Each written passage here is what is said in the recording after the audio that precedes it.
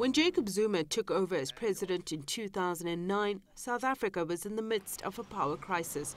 Businesses lost millions of dollars. Mining, manufacturing and other industries were ordered to cut back up to 20% of their regular electricity usage.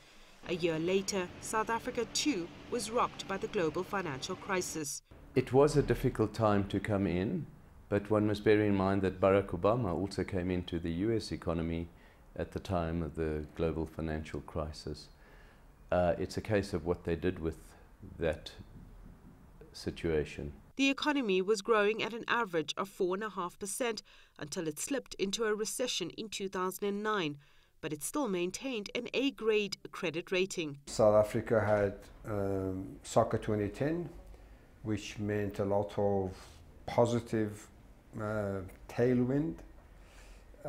Also, the Mbeki administration had left a very healthy fiscal position. Goodwill after the World Cup continued as South Africa was invited to join the BRIC nations.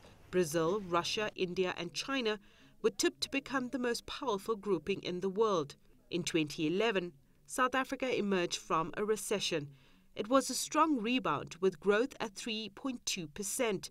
The National Development Plan was launched to build on this momentum. But it was downhill from there. Instead of positioning ourselves as the economy to, in a way, ride the wave of global turnaround in the economy, instead the administration focused on a very sophisticated looting spree. The South African economy literally went into a self-destructive process. In 2015, China devalued its currency on the back of a commodities downturn. South Africa, still heavily dependent on mining, was hit again.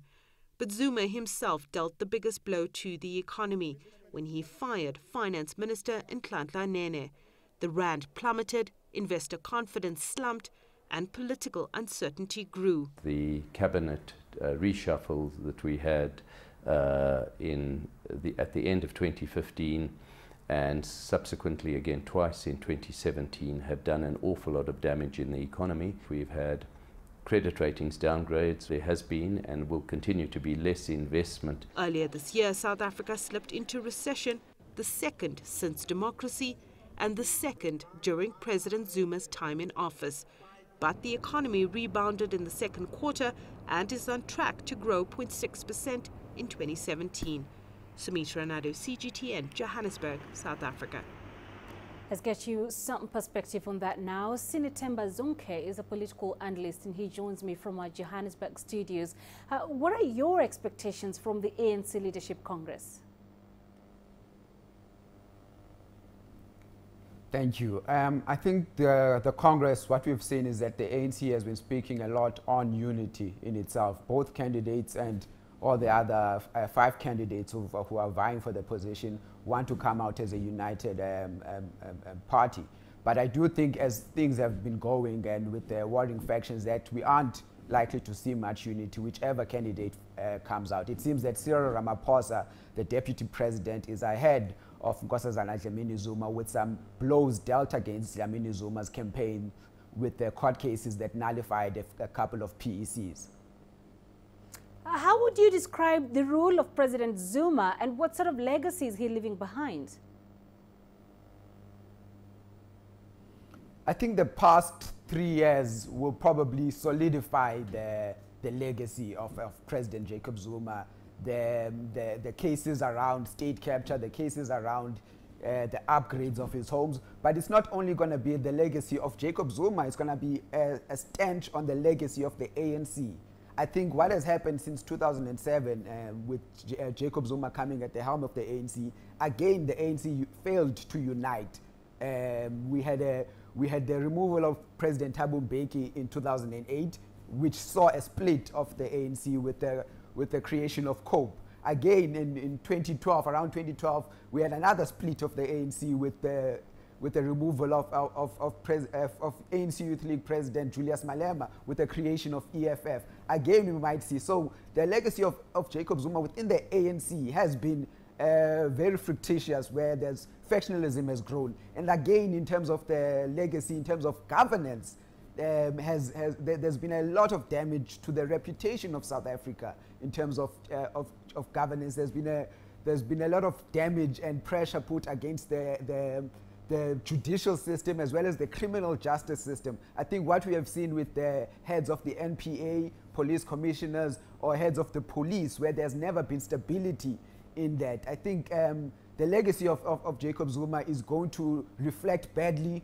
on the legacy set by the ANC in 1994 and on his own legacy. But I think going forward, the leadership that comes out of this conference is going to have a whole lot to deal with in its hands as a result of the legacy of President Jacob Zuma. It's going to be difficult for whichever candidate.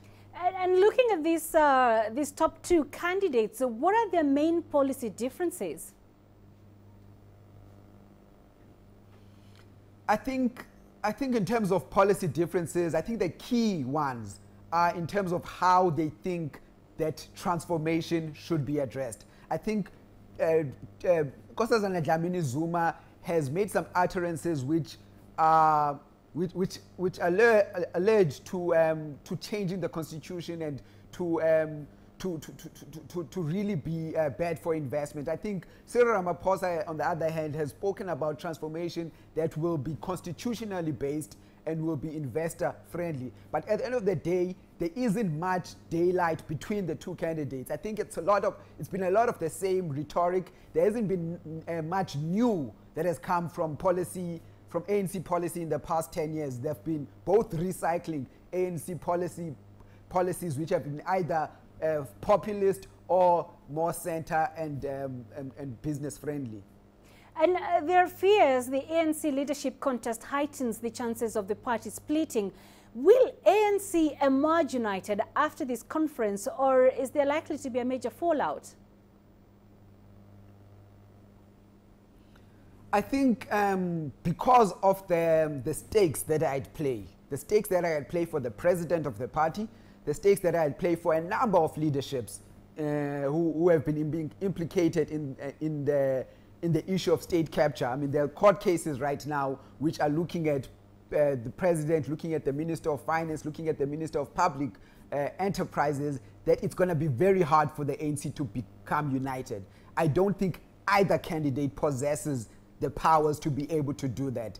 It's going to be very difficult. I think there will be a split, but the gravity of the split depends on the candidate. I think with the Nkosazana Dlamini Zuma win, the split will be much more bigger. It will be much more grave for the party. And with the win for Cyril Ramaphosa, there's a much more opportunity for unity. There's a much more opportunity for the party to move on. But still, there might be a few people who will not remain in the party or can't remain in the party.